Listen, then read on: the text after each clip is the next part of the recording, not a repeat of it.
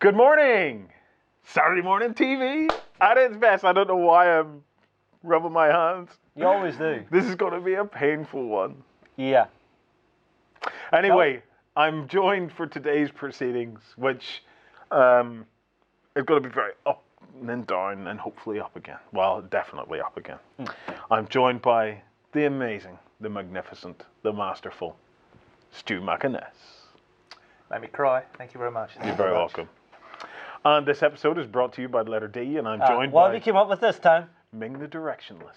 Directionless. All right, at least it's being clever. Yes. Yep. It means you don't need direction.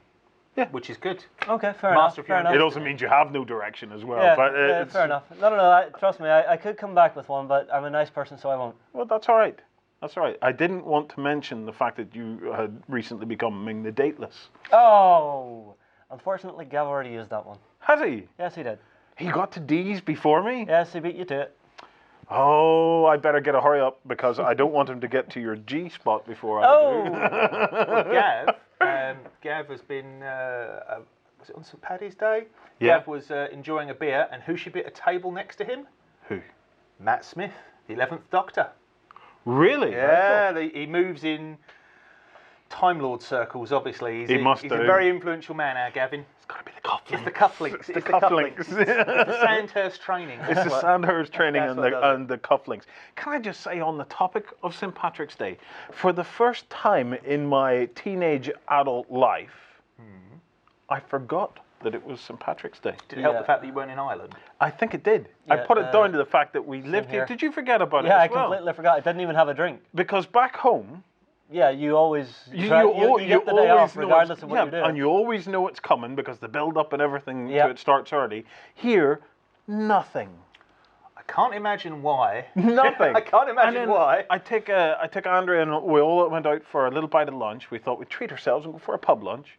Irish theme pub? Everybody was walking around in Guinness hats. Yep. And I was going, Where did this come from? this is not right. This don't belong. It was very strange. You're not going to start talking about the rape of the culture, are you? 'Cause- No, we'll leave that alone. No. We Irish exported everything for a reason. It means that in our travels, life gets very easy being Irish. So we're very fortunate to hold two passports. I hold a British passport, which I never travel on, and I hold an Irish passport, which I always travel on. And then if there's ever a hijacking, top of the morning to you. So that's why I do it. Fantastic. Except whenever I go to places where there's no Irish embassy, which is a lot of places because there's more Irish pubs in the world than there are embassies. I thought pub was There's an more embassy. Irish pubs in one city than there is does- embassies in the world, Pubs to be not honest. just count as embassies, generally? Well, they that's- kind of do. They kind of do. I've got to admit now. Neutral ground, is that? Yes. Yeah, well, it is. It is strange, because like I was in an Irish. Where was it? I was in an Irish bar. I don't know, somewhere in the Far East, where it was all Irish curries. And that was weird. It was like the Obalti. Oh. It was like, but it was strange. The Irish bars in Bucharest were always very good. They were the only place that made chips like the style that you guys would maybe remember, where it was chips made from freshly cut potatoes. Yeah, home cut ones. None of that frozen, blanched stuff. It was chips like we used to get back home when we were kids. You don't even get those chips anymore. The quality of the Irish bars outside of Ireland is just as good as inside. Now you would maybe thought, oh, they're better, but no, the bars we have back home rock. Anyway, what's that got to do with gaming? Let's get on with some gaming. But speaking of bars, our own bar is well underway. Yep, Yeah. I actually took some photographs just before we begun, so you'll be able to see what it's looking like. So we're expecting to have some decent food and things like that for absolutely. International Tabletop Day, which is this day week. It is. Yep. Yep. Next Saturday. Week today. Yep. We've been getting lots of people pinging us, and I've been getting loads of PMs on the website of people saying, yeah, we're still up for meeting up. They're asking about meeting up for a pint afterwards, and there's an open invitation to anybody that comes along. If you want to have a pint with us, we're going to try and do that after the thing closes. However, I've got to ask, with it being Easter weekend, do the pubs close early over here? No, not especially. The No? relaxed licensing laws. God bless the Labour government. I'll be getting comments on that. But yeah, the pubs and things will be fine. That's great. So guys, as of this moment, we are well up to have a beer after the whole event. So if you want to get involved, remember we'll put a link in this video. Yep, I'll have a link on the screen now, and there'll be one on the post, both on YouTube and on the Beast of War site. Go grab a ticket. It's free. You don't need a ticket to get in, by the way, but those tickets help us judge the numbers and whatnot. Yeah, it gives us a head count. And PM either myself or Stu, or send an email to community@beastsofwar.com letting us know if you fancy a pint afterwards. In fact, too, I'm going to go one stage further. If you guys do grab a ticket and you come find me during the day, I'll be swanning around the place like the... in an orange t-shirt. Well, I don't know if I go that far. But certainly I'll be around there. Come find me with your ticket and I will give you... I've got bags full of free chod. So it'll be a random goodie. Random goodie. I've got bags of random stuff. So I'll give you... So if you're a Beast of War guy, find him and you get a bag. Oh yeah, I'm not of telling cool anybody stuff. else. This is No, only this the is- Beast of War video. Right, there we go. Right, so if we need a code word, okay? And the code word is, Ah, crap. Batman didn't die, he was actually sent back in time. Thanks. Thanks. No, just beep. So, I thought we were going to get away with it this episode, but no. so you tell him that and you get a bag of goodies. Yes. That's all right. I think that's great. That'll be good. Excellent. So what games have we got covered for it? Or what was... Well, we're going to have Kev running Hordes, Yeah. doing demo games. Yep. We've got Hordes because you've got the new Gargantuan book out. Yep. Which is... See, a complete aside now, I'm a Legion of Everbite player. Legion of Everblight player. Everbroke. So really looking forward to all the cool goodies. I started reading the Gargantuan book and it's like, yeah, we're cool. But Scorn get loads of cool toys. Yeah, Scorn have really come out. I may have to do some rethinking on my... I don't know, Legion came out reasonably good in that book. I mean, you have a Battle Engine Warlock now. Yeah, that's true. We've got Santa on a little sleigh with a Yeah. boat. But anyway, so we've got Gargantuan's Hordes being run. We've got Saga. We've got the guys from Acton Cthulhu coming down. Yes, the contest for that is still live. Yeah. Yep. We've got... we're running loads of games. We've got... so those of you... Because... Feast of Games, our new gaming show. Yes, out last night. Went out last night. Hopefully it's still up. Yeah, hopefully I haven't messed anything up too badly. So Jim, who was introduced in that, Oh, stunning guy, really love good guy. Jim. So Jim's going to be down on Tabletop Day, sharing. So it's all going to be like a mini Feast of Games. Yes. We're going to have new games he's going to be showing you, and you can sit in on that and get involved. So he'll be. Can I doing also that. say that we save up our pennies here. We bring the guys back and forth that didn't make it over Tessex. So we've had Andy and Daryl over. We then saved up. We got Roman over. Yep. We have saved all our pennies again, and we're now having both Ben and Sam over. And we brought them over as a special treat to be here for Tabletop Day because those guys have worked their nuts off for these last months. In the shadows, I might add. They have been fantastic. So they're going to be there on the day with us. Yep. And we're just going to mix, mingle, and have loads of crack. There's it Bishmeister. This goes out to you. Bishmeister from the Beast of War site is currently painting up his Space Hulk set, and it's looking delicious, by the way, to bring it to have games of Space Hulk on the day. And as a special treat for Bishmeister, I'm going to dig out the Deep Space Assault console. It's on the PC behind us. And I'm going to get it set up on a touch screen for you, Bish, where you can get some speakers. I'm going to set up the Deep Space Assault console on a touch screen beside you. Oh, good. So you can annoy everybody with our amazing sound effects. Yep. So it's going to be a cracking day. We've got pretty much every war game that you can think of. So Infinity, Carnivale, Bushido, Dystopian Wars. We've got some of the guys from Spartan are coming down to help us out with Dystopian Wars. Cool, because I'm looking at a game of... we're all getting into Firestorm Armada here at the moment. We are indeed. Very soon we'll start looking at Legions, but it's been a real odyssey for us of getting into some new and alternative games. Some really awesome games out there. So I'm hoping on the day to be able to catch a little bit of Dystopian Legions, because I know there's been one or two posts on the site of people saying, yeah, can you do us a Dystopian Legions week? Yes, Yes, absolutely. I'm totally up for that. Yeah, I'm waiting for my boys to come out in Dystopian Legions. You got your British and your Americans. And I'm sorry, the Americans do. I do like the Americans. Are my boys there, the Prussians? Yeah. They're already there. Yeah. No French, though. No French. Where's my Legionnaires? That's what I want. Not the disease, the troopers. French, the French Foreign Legion style guys, they look really cool. The Russians, the conscripts, they look really cool. And the only thing we've seen of the Covenant of Antarctica is a large spider walker thing in Legion scale. So I imagine that's going to be cool. The other thing is if you want to make it a family day out, if your family are all gamers, fantastic, bring them in, because we want gamers of all ages here. I know my family will be joining me on and off through the day. However, if they're not gamers, we do have a bowling alley, just literally 50 feet from us. Literally, you'll look at the front door of Tabletop Nation, you can't miss it.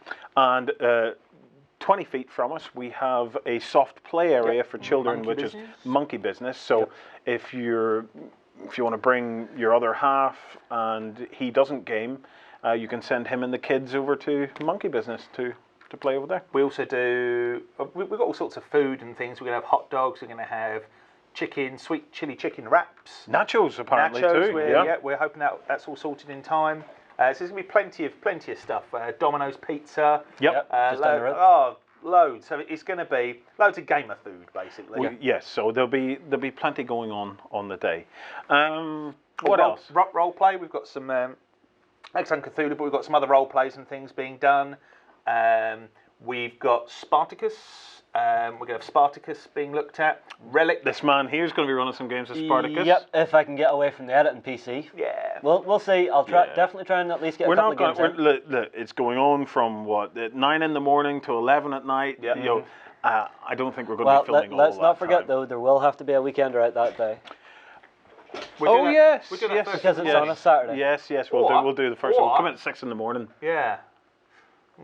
Might be worth us maybe grabbing some, not necessarily for the weekend, but might be worth us maybe grabbing a couple of people, because we've done the call out, haven't we, to the Beast of War guys? Yes, which is something I want to reinforce. I'll talk a bit more about this in backstage on XLBS, which might be a little bit later, just because we've got a lot of stuff going on. So XLBS will be out later, but we are putting invites out now for open invitations for people to come on to the show, the Weekender. So if you're free Friday, Saturdays, let us know. There is a forum post about it in backstage. So Sorry, I understand you have to be a backstage member to get at it, but go on, you know it makes sense. Backstage is where the real love comes. I remember whenever we first started backstage, the cost of it is no more than a cup of coffee and a muffin. Yes, well, actually, a coffee and a muffin has went up in price. These days, it's probably coffee. Oh, fair enough. Yeah, so it's coffees and muffin have went up in price. Everything is going up in price. It's an unfortunate sign of the times. So, look, come and join us. We're looking forward to having you all here. I can't wait to meet you. We'll be doing, hopefully, some live broadcasts. We'll hopefully do some live hookups with Geek and Sundry and whatnot as well. It's going to be good fun. I'm giving away some if you're lucky, you'll get to see him torture me live. I have my oil and my barbarian outfit ready. Not again. Anyway, so that's sensational news. Now comes the part that I really haven't been looking forward to, if I'm being honest. And it's the news broke last week of the change in terms of the Games Workshop, updated the policy, the trade policies for the US and Canada. And there's a lot of discussion about it everywhere. A lot of discussion about it on Beasts of War, and a lot of people commenting about it. Oh, I hope they talk about it on the Weekender. I really didn't want to. But it's an unfortunate thing to happen. What happened is it came out. I was looking at it and I was going, shaking my head, and the penny didn't drop for me at the time of just what the implications of it actually meant. So I was looking at it, and I just thought more of the same, and then the penny did drop. About how badly it would affect the guys over at Mini Wargaming, who are effectively battle brothers of ours, if you go so far, because we started pretty much at the same time. In fact, my favorite YouTube video still, the one I remember most, is Dave walking around eating an apple, talking about the new gaming venue and whatnot they were setting up. These trade policies basically, back in 2003, it was brought down from on high that retailers in the US couldn't sell online, that they could only do mail order over the phone and stuff like that. It's been in place for 10 years now. However, this year, it was extended to cover Canada, that policy as well. I'm no lawyer, so, but if any of you guys are lawyers, I have a very simple question.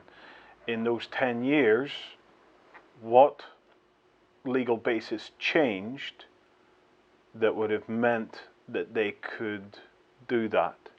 In other words, what laws changed in Canada that meant that they couldn't do it in 2003, but could do it 10 years later?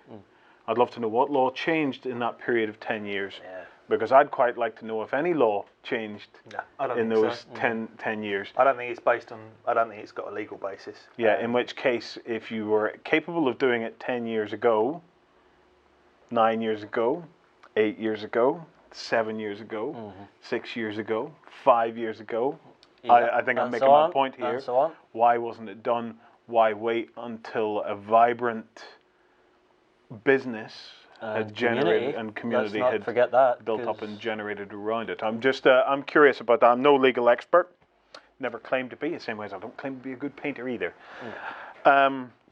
They've also introduced terms that Canadians can now no longer sell out of Canada, and the US can no longer sell outside of the US, which is going to hurt businesses in the US. Well, that's the thing though, we've heard about mini wargaming, but how many other smaller stores would have been affected by this? Well, it's a difficult one. It's a difficult one. You know, it's to me it all smacks a bit of being disingenuous. You see, they can roll out that it's there to protect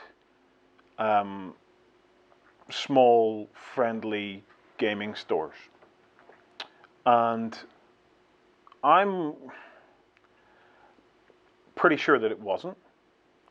However, it doesn't stop me from feeling that of understanding the importance of small, local, friendly gaming stores.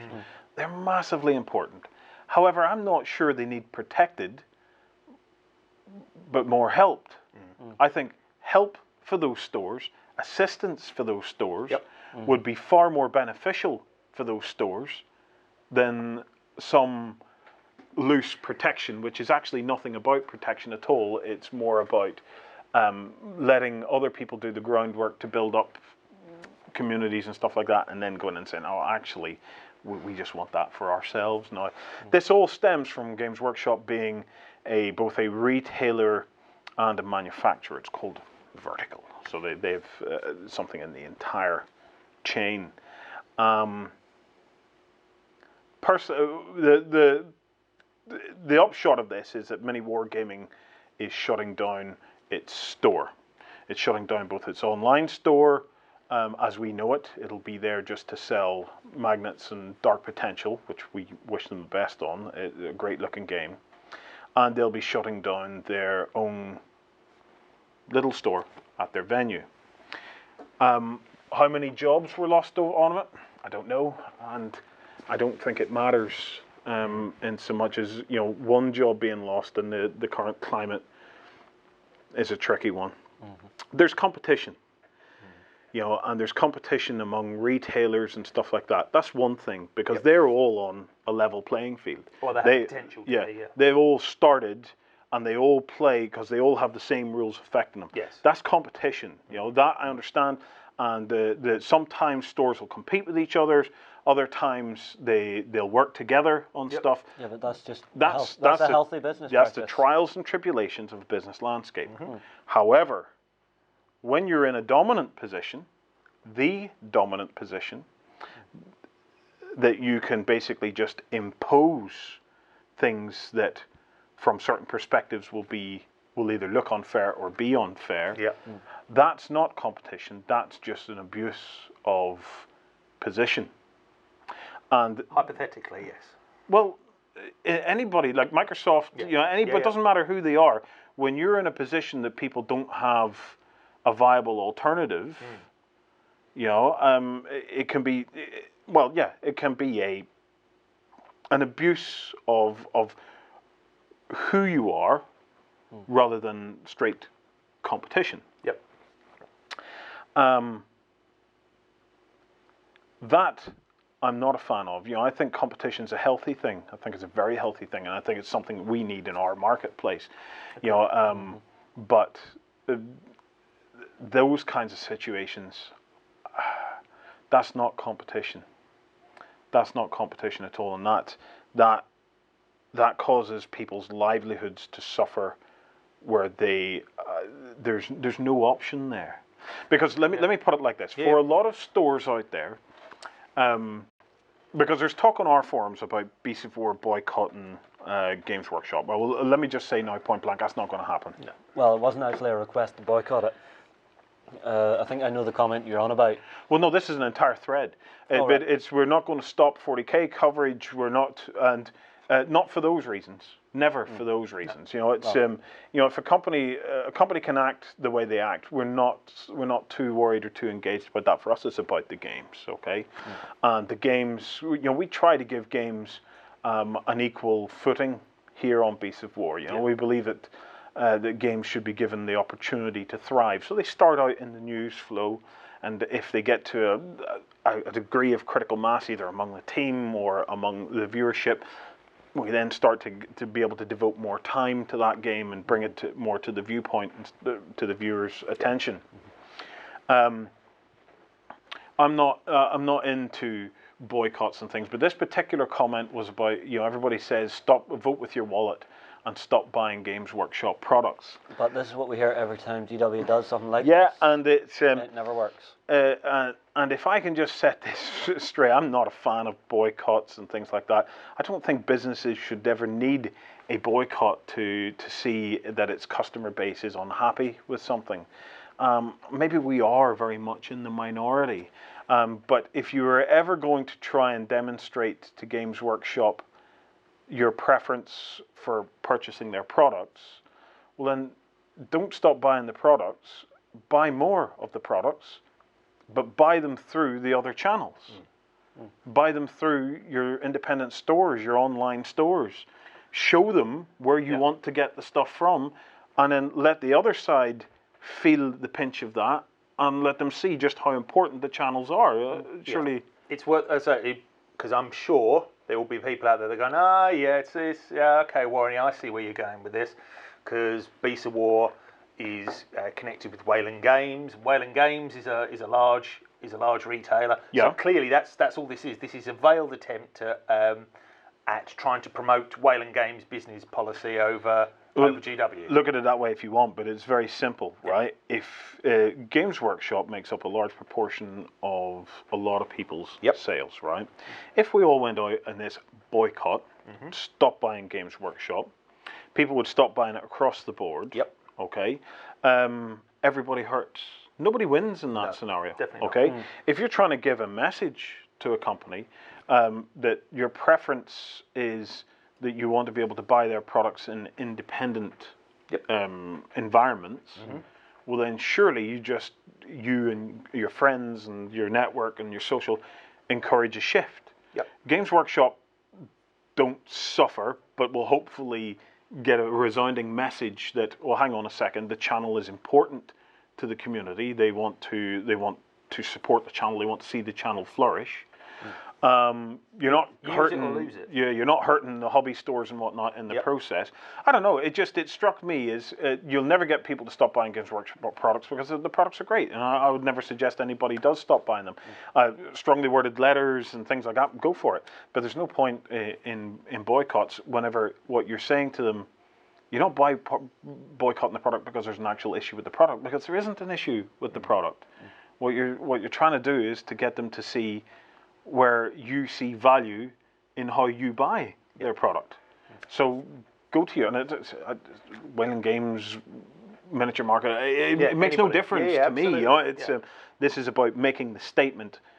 making the statement through the figures back to them. If we want the independent market to thrive, we should all be buying through the independent market. So as Games Workshop's figures start to go like this, and they go, well, actually, the independents are doing such a great job, we don't need the retail arm anymore. But that's not going to happen either. This is the frustrating thing, though, and I find with this whole situation, there are people. Loyalty is one thing, yeah, and having loyalty to a brand, that's, I'll be honest, has to be commended. Yeah, absolutely. Yeah. But there are people who, what I find very difficult is when effectively the community almost starts to fall on itself, kind of thing. You're almost doing the job. You're almost accelerating the thing that we're trying to prevent. And I know that there has been some talk in the retail businesses, particularly that post. I found that video that you guys put on there from Matt at Mini Wargaming. Yeah. I found that quite sad, and so it does put a human face on it. I think if we put aside any bias or any preference for a particular company, it's not about any one company gaining dominance or gaining advantage out of the situation. It's about, I think, if we want to, the only way, because Games Workshop has such a large share of the market and such a dominant force in the market, I don't think any one person or any one organisation can just stand up. It would be like spitting into the wind. It would be. I don't think it would make a difference. It's only if, and this isn't a call to arms, but it's only if enough people shared, without sniping at each other and throwing rocks, if enough people shared the concern and communicated that with wallets, not as a boycott, but exactly as Warren says, about how you buy the products. Go down to your local store. If you've got a local store that you go down and play in, yeah, or a local club, but you don't buy your stuff from them to support them, actually, you just do it online to GW or what have you, have a think. Maybe don't do it this time, and maybe try it in a different way. That would send a message. If all of Workshop's retail stores got the message of yes, we'd like to shop here, but you're not making it a great experience for us as a community. We're just going to buy from the independents that you seem to be harming potentially with some of your choices. Yep. You see, I come from a background where business is very much a partnership thing. That when businesses work together, they actually work together for mutual benefit and for growth. And whenever problems arise, they work together to try and resolve problems and support each other and support the wider networks and things like that. So I come from this thing where, as a business, I go to my partners, we're going to jump in, but together we'll be able to get to the other side. Okay? Yep, makes sense. I don't come into this where I say, right, everybody get around me, we're all going to jump in, and then start standing on people's heads just so as I can get to the other side. Yeah. It's a bit alien to me, that difference in culture. But you can say it's capitalistic. Capitalism is about making great businesses for the long term. And GW's mission statement is, we want to make the best miniatures, or make them sell the best miniatures in the world forever. I want them to do it forever as well. Yep. Would it be a horrible world if we woke up one day and there weren't new Space Marines or new Orcs and Goblins, or if all of that stopped? That would be terrible. Actually, and I will be completely open about this. I used to be in the boat, and I posted about this in one of our forums recently about how my opinion has shifted. I was always of the opinion that the industry itself couldn't survive without Games Workshop. And a lot of the industry leaders would certainly have in the past have shared that opinion with me. I'm not quite there anymore. I now think that if we're not there, we're very rapidly approaching the stage where, with or without Games Workshop, this industry will grow and thrive. I believe that there's enough now momentum within the industry, well, or almost enough momentum now within the industry, that it could actually get there with or without them. Yeah. And do you want to know what's more interesting than that? I suspect that people in GW are maybe even now starting to think that. Yeah. That's a suspicion, but yeah, I don't see any more. Yeah, yes, there are some areas that really need attention, like recruitment and stuff like that there. Yep. However, the vibrancy of this industry at the moment, Kickstarter, yeah, we all talk about where we're Kickstarted to death, but that whole crowdfunding mechanic, look at the diversity and whatnot that is now bringing to us and stuff. Right, okay, I don't disagree. I think we're possibly talking at cross purposes because I'm not talking about the company, I'm talking about the product, I'm talking about the world. Warhammer 40,000, Warhammer, these are possibly the richest, most detailed settings of anything else. I don't actually, anything is comparable. Even Privateers, Emori and the Iron Kingdoms and that, in terms of depth, doesn't come anywhere near. It's still reasonably young when you compare it to something like 40k. So, and I just think... But as long as there's fans of the games, that'll never go away. That's what I'm saying. I think that Games Workshop as a company isn't necessarily synonymous with all of the worlds and things that they operate in. Yeah. You don't need to have one or be a fan of one and accept. So I see people getting really upset with things that Games Workshop have done, and they're like, that's it, I'm out of Warhammer 40,000. And it's like, why are you out of 40k? Yeah. One doesn't really have much to do with the other. They may make the stuff, but actually once I've bought it, it's yours. It's mine, and I'll play my games, and I'll decide what rules I'm going to play with. I'll probably use the latest rules that Games Workshop produced, but you know what? I might not. I might change something. I might write something different. Yep. I might come up with my own campaign. It's about the ownership, playing in the gaps that you talked about finding your space within a hobby. Yep. Well, that's what we all do, or we should do, yeah? And so, really, you don't have to, I guess my thought for the day, you don't have to love one and love the other. You don't have to be just because you're a fan of 40k doesn't make you an apologist for GW. You can have one without the other. Relic, the Talisman-esque the Talisman-esque board game. Yeah. Looks great. Dark Heresy. All the there are Dawn of War. Even just I the love Black Dawn of Library. War. Yes, exactly, but there are games, there are things. Can I just say, we need to get all the Beasts of War people to all log on some night and play Dawn of War. But I've got to warn you, Lloyd is an absolute demon. Yeah, I remember what you used to be like. Shocker that your brother has that attention to detail and manages his resource resources. Yeah, He is To the hilt. demon at Dawn of War. Oh, it's incredible. I think I may have played against him at least once or twice in my younger days before I even knew you guys.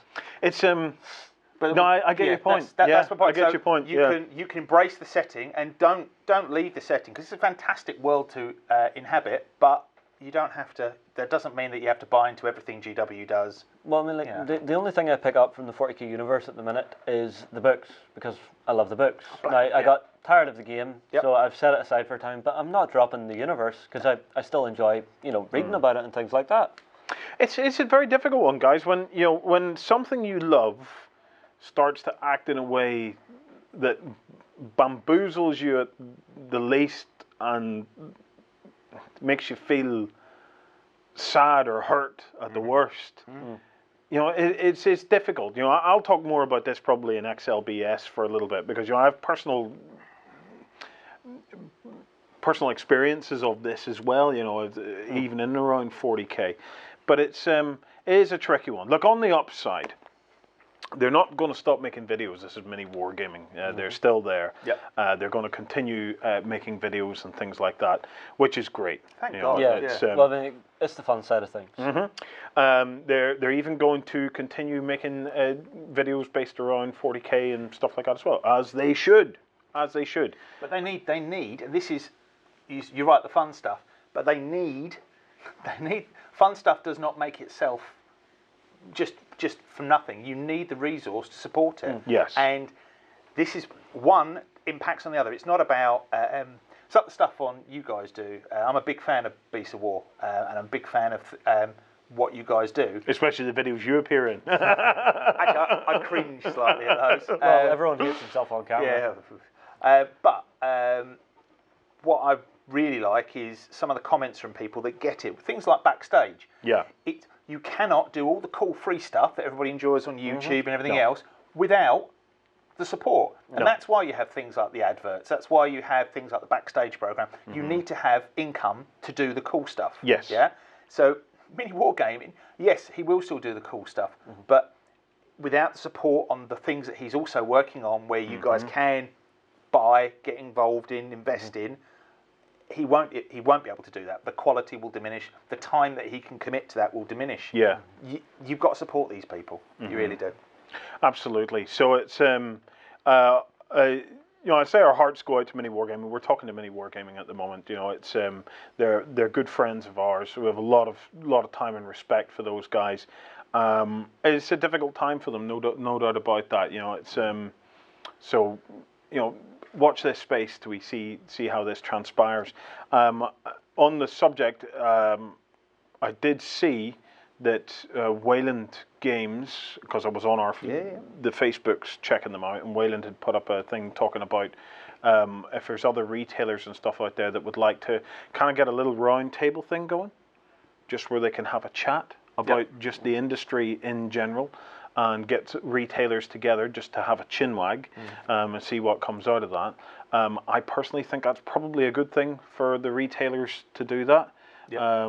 So if you have a local gaming store, or you're friendly with any of the retailers out there, you know, you tell them that there's a possibility to do that, because certainly the more retailers that get together and have a chinwag, they can share experiences, they can share what they think is going on, because you know, just because one retailer thinks something's a problem doesn't necessarily mean that retailer over there will think it's a problem, or might have a solution to what he thinks is a problem. Yeah, so I think it's worth them getting the dialogue going. So I think again, it's another frustration that I have, is I hate it when the community falls on itself. And I've seen there are people saying, well, why are Wayland asking these questions, or asking us to go and do this? Why aren't you doing it? I know that Wayland will be looking, and it is speaking to people, but there are so many independents out there who, you know, there might be just like a one-man band, you know, doing some sales very locally. We can't possibly, because there is no map. There is no map of every single independent trader in the country. So if you do know a local one, I think that was more the idea, is it was spread the word, spread the message, and that message has been shared quite widely already. Spread it more. It's not about, I don't think the intent of the message was to say, can you go and talk to all the big manufacturers on our behalf and speak for us? I don't think that was. But some people, I think, read it that way, the impression. Or chose to read it that way. This is, from what I can gather, this is about getting retailers around a table on the phones together, talking to each other, saying, yes, we're competitors, but you know what? We'll put that aside, because as competitors, as retailers, we face the same issues. And I'm not even talking about Games Workshop. There's loads of issues those guys face in terms of, you know, the data of how they manage the data of products and things like that, product packaging. And there's loads and loads of niggly things that make it difficult for retailers on a day-to-day basis. So maybe if they can all get together and start talking, because let's be honest here, there are retail associations in loads of sectors where retailers who are competitors get together and say, our lives would be easier if we were able to do this, this, this, and this. And you know, that to me seems like a way forward. You know, it's whenever, you know, give help. Give help. Well, so. you look at some of the industries where I actually think they're much more cutthroat than how much of a first world problem is it? You know, miniatures, toy soldiers. The industry, they're much more cutthroat, that have estate agency when they're trying to sell out. They have their own associations, and I'm amazed. And I think it would be good. Obviously, I was wondering on it from whenever I read it from a consumer's perspective. I was saying, I can see how it would be good for the retailers. I wonder if that's good for me as a consumer. And then I thought about it, and I thought, well, do you know what? In this industry, yes, because the more the retailers can continuously improve, well, that in itself is going to make my life easier, because I'll be working with more improved retailers. You know, I'll be going to people that have had problems solved and just because other retailers were saying, well, actually, here's how I overcame that. It's interesting. The only way, and this is my last line on the subject, I'm going to stop preaching. The only way you can sort things out in anything is through dialogue, right? Unfortunately, there has been no dialogue in this by any of the groups. Yeah. Maybe now is the time to start having the dialogue, because it's the only way. It is the only way. And we shouldn't be at this position, at this stage where good companies like Mini Wargaming are having to make that kind of a choice, or being forced to make that choice. Well, they maybe would have made that choice anyway. Well, I think they're only going to be the first. I think there will be more. There will be more. But it's not nice to see them being put in a position where they have to basically within 24 hours decide that's it. We've no option. We can't continue. Yeah. Who wants to lose their job with the economy like this? Well, and who wants to lose their business overall? What's an economy like? Right. Do you know what? Let's move on to some happier stuff. Okay. There's a couple of Kickstarters out that I wanted to talk about. Yep. The first of which is from our buddies. That starts on Monday, that one. Yeah, it's starting on Monday. Just yet. It's not live yet. No, not okay, just yet. so Monday, as far as I know. Time is a ticking down. Time is a ticking down. Yeah, this is one I'm very tempted on. Yeah, I'm very tempted on this. Justin will be bringing up some pictures and stuff. Yes. I don't have an awful lot to show you guys. Well, I do actually. There's 4 images at the minute for Myth. So this is Myth from the guys who make Mercs. Yeah. Now, as you know, I'm a big fan of Mercs because I find it very quick to play, pick up and get into. Yeah. I really did enjoy it. We don't have a lot of details on Myth, bar what you've already seen on the website. But, oh boy, I like this. I like the style. I like the style. It's like Fable. It looks a bit like It Fable. actually does have that sort of a feel to it with the gigantic gloves on the tiny wrists. I really, really like it because it does have that kind of Fable look. It also has kind of what looks like RPG type elements. There's this kind of a board where you have you equip your weapon, armor, your weapons, your shields, your helmets and stuff like that. And you seem to equip cards and stuff like that to it. I think it's going to be awesome. Yeah, I don't know what it is at this stage, but what it is has got me excited because I like the art direction that they're taking in this. Well, there's one thing I've seen in the art. If you look at the main image, now you can't see it too well in this one because I've blown it up. Yeah. But you see right there? Yes. That is some form of rogue rat jumping through the air with 2 daggers in hand, ready to stab someone in the face. That just looks funny to me. Nice. Yeah, you'll see it on screen, guys. Yeah. It gave me a little giggle when I noticed it in the background. You see, for me, one of the questions I've always had is Fable is one of my favorite games of all time. I've lost hours in Fable, days in Fable. I have many wives. I have a number of children. I have a few boyfriends. And how many times did you get the clap? I received a copious applause. Yeah. You might say. Yeah, I would have assumed so. It's a super game, and I always wondered why Fable hadn't made it to pen and paper roleplay or to the tabletop. It probably never will make it to pen and paper or the tabletop. However, this for me, and bear in mind, I don't know what it is yet. I'm just going by the art direction and the fact that it's got really nice cards. It looks like it's a nice, clear, well thought out game. This could be it for me. So I'm quite excited. I don't know if it's going to be skirmish or if it's going to be adventure-y. I don't know, but I do know that the combat is going to be quite cinematic because from the 3 cards we've seen, you can cleave, block, pray. It looks like it's going to be quite cinematic. It does look really good. Yeah, it does look really good. Yeah. So it's so that is Myth. Keep an eye out. One to watch, Keep an eye guys. out for that. On Monday, as soon as I see it out and up, I'll have a full page spread on the homepage. Yes, I want to see that as well. Yeah. I'm just curious to see what the guys have come up with. The next one I want to chat about is coming to an end in the next couple of days or a few hours. It's on the last rundown, guys. And that's Empire of the Dead. Yes. And they have now started to unleash some machines on us. We have gyrocopter, God, there's we have tons. carriages, Yeah. we even have a time machine and a... Ah, yes. Do you know who that is? That's Sherlock Holmes Indeed. with his violin and his pipe. Yes, Yeah. yes, they've made Sherlock Holmes the Doctor. They've even made a zombie version of him. And has it been unlocked yet, or are we still waiting for them to be I'm unlocked? not sure. I know the Great Detective is unlocked because that was in one of the updates. We also have new factions. There's about 3 of them now. Yeah.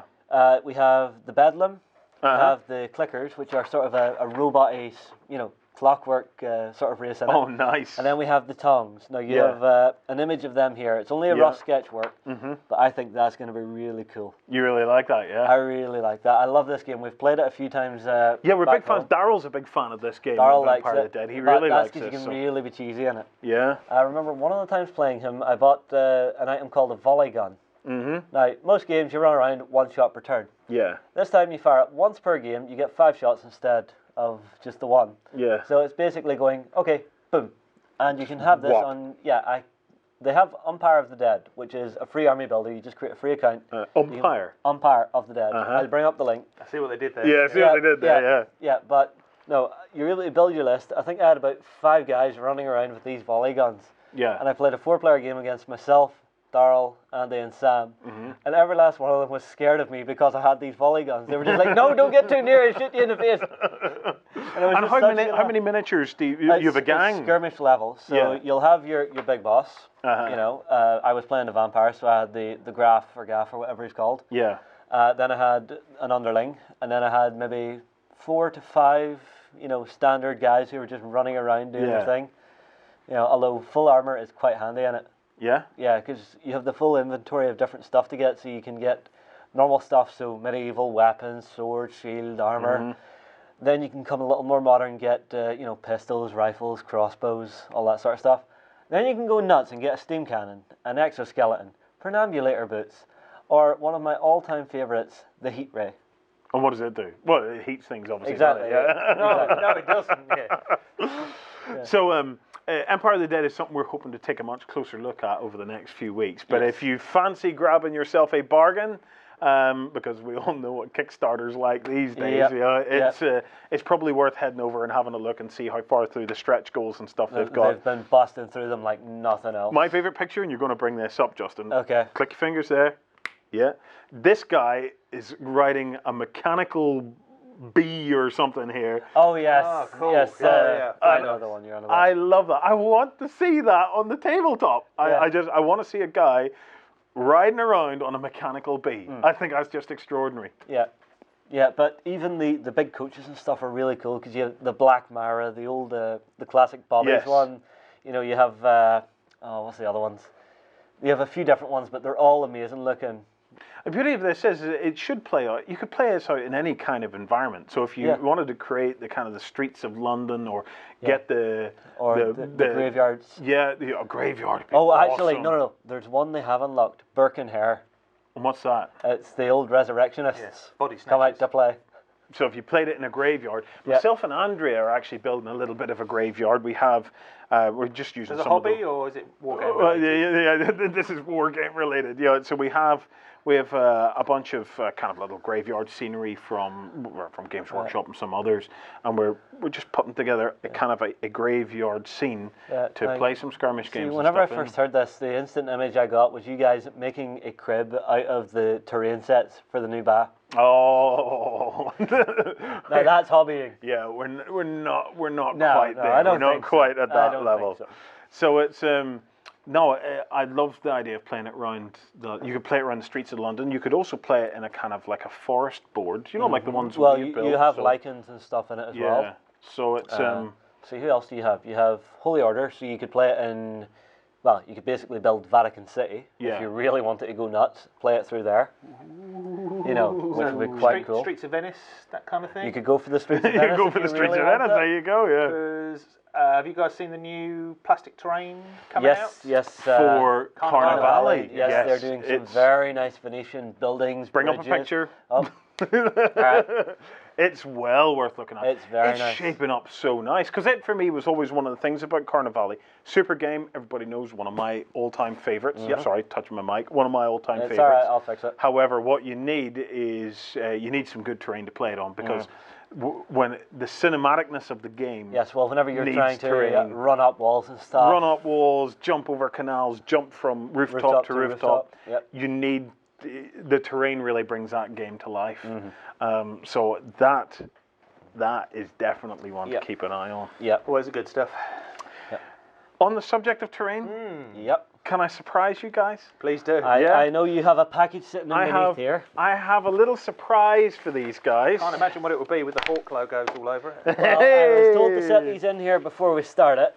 We've had these for a little while. This is not the final packaging, by the way. No? Yeah, get stuck in. This is not the final packaging, by the way. This is just something that we happen to have. This is the new terrain from Drop Zone Commander. And can I say, I have had a play with this stuff, and it totally rocks. This is what you get, and you just go, whoop, and it all folds together. There's the actual, there's lines burnished and stuff like that into it to make it dead easy to fold together. And you have, in this, I believe, enough to make a 6x4 city table. This is cool. It is, I mean, it is seriously cool. This is based on the printable terrain that you could download, but trust me, as someone who builds terrain and works with terrain a lot, if you can, you go with this, because the length of time that it takes to make the other terrain, it's cheaper. I think, I'm not sure exactly what the cost of this is, but it's not massive amounts. Things like 30 quid or something like that. We don't talk about price on Beasts of War, so I'm breaking a rule there, but that to me is certainly cheaper than the length of time it would sit to take and print and put it all together. And there's all different kinds of buildings in here. There's some big stonky ones too. You see this one. There's that size. I'll just roughly put this together. We'll spend a bit of time putting these together properly over the next while. And yeah, look at this one here. Blah. Look at that. Wow. I'm sorry, but that took me all of what, a couple of minutes? Yes. And that's one sitting ready to go. Yeah, you glue them together and they all go on and it just looks great. Now, here's the other thing. It is sized and compatible with the resin pieces. Right. Right? So do you know the way they brought out the resin pieces, and unfortunately with resin buildings are going to be expensive. You know, that building there, you maybe need 1, 2, 3 times 1, 2, 3, 4, 5, 6, 7, 8, 9, 10, 30, 60. You need maybe 120. You'd maybe need 150, 160 pieces maybe to make that building. So it's quite expensive. However, the resin pieces are entirely compatible with this, so you could have that as your base and then put the resin pieces, just get the bottom layer of resin pieces and do the entryway. Yeah, so do a front facade on them. And then maybe do a top facade. And the most popular bits and pieces, certainly I'm going to be trying to get some of them, are, do you see all these little vents and air conditioning units? You can get a pack of them, and there's loads of them in the pack, and then just stick them to the top of all these buildings, and then you have all your air conditioning units and stuff like that on it. This is fantastic. The other thing you get Stuff in is there lovely. are these printed tiles, double-sided, although I will be gluing them down. Bits. You get them double-sided pieces that you actually put down, and they will form a 6x4 table. So how sexy is that? These are great. Yeah, that's really cool. Now, I'm sure you guys would love nothing more than to spend the rest of your day watching us on the Weekender building this. I think that's a show of its own. Backstage is going to be 3 hours of us putting together a cardboard table. It's going to be awesome. So, this is out, I believe, and ready to go. Yeah, these are actually fantastic. Yeah, if you think, how many of those could you put together if you had sat for an hour and worked on them? You and your buddies Yeah. could put this whole table together in a couple of hours. Usually, Yeah. And then you get And you can either glue them together, or if you're short of space, which some of us are, you can just fold them together and then just flat pack them out again. and flat them again. Yeah. I'm sorry, but those are actually really cool. And it's really, really good quality stuff. Yeah. I'm very impressed. love Hawkboard Games, you've done it again. Yeah, I'm kind of speechless on just how good these are. Yeah. Can you do them in 28mm for me? Yeah. You know, if you honestly, if I am speechless as how good See, that normally is as I a look product. at paper terrain and I go, it's going to take me ages. But these, everything's ready, sitting and waiting on you. Pre-cut, that's what I Yeah. like. Fold it. It's even pre-glued together, so you're literally just folding the box together and setting it on your table. That is fantastic. It's good, that, isn't it? Yeah. It's right. Do you know what? I'm not going to sit here because I'm going to. If I get stuck in, that'll be that. I'll be. Yeah. Well, we'll be sat playing with it for hours upon hours. I'm not even going to go there. You know what they say? Yeah. If you play with it, it'll drop off. I thought it was you go blind. No, it drops off, and then you'll be Ming the. Thank you for another beep. We're not on the weekender just yet. This episode was brought to you by the letter D. Our final call of the day is the Steel Phalanx winner. Yep. That is Hellspawn 664. Hellspawn 664. Look, thank you very much. We're going to go on now to XLBS. Which will be up maybe a little bit later than usual. We've tons we want to chat about in XLBS. You're more than welcome to come across and join us. Anyway, guys, thank you for spending your Saturday morning with us again. Yes, rambling away, as we do. It's all for the greater good. Next week's going to be a big one, because with Sam, Ben, we're all getting ready for Tabletop Day. Yep. But until then, have another great week on BC4. Keep posting, keep the forums going. It's an absolute pleasure watching and getting involved with you. Thank you. Cheers, guys.